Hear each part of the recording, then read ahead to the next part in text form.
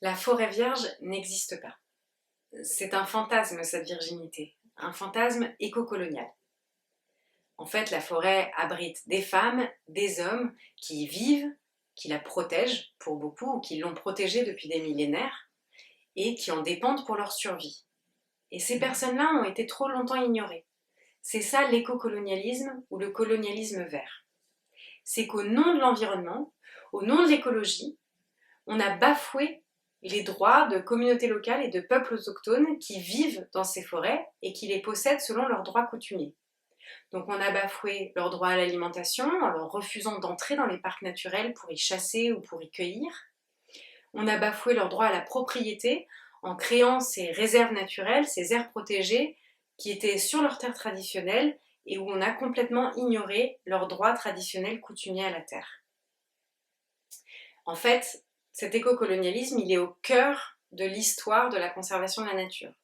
Le premier parc de l'humanité, qui a été créé aux États-Unis, le parc de Yellowstone, a été créé en expulsant complètement les Indiens à l'époque, Indiens qui ont été, on le sait, exterminés, et en proposant à la place de créer une voie de chemin de fer pour amener des colons qui allaient y faire du tourisme.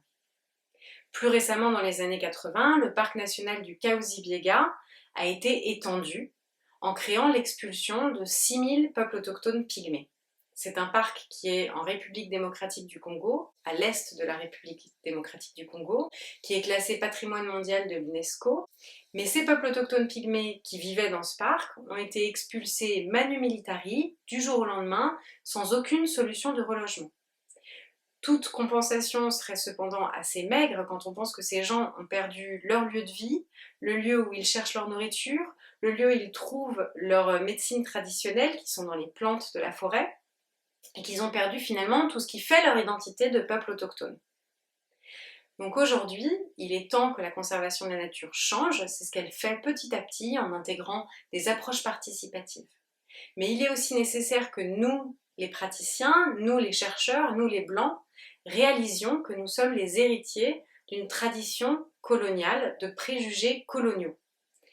Et réaliser cet héritage, ça veut dire apprendre à écouter plutôt qu'enseigner et à créer une relation de confiance en apprenant à reconnaître le savoir traditionnel des peuples autochtones et des communautés locales pour qu'enfin la conservation de la nature et les droits humains ne fassent qu'un.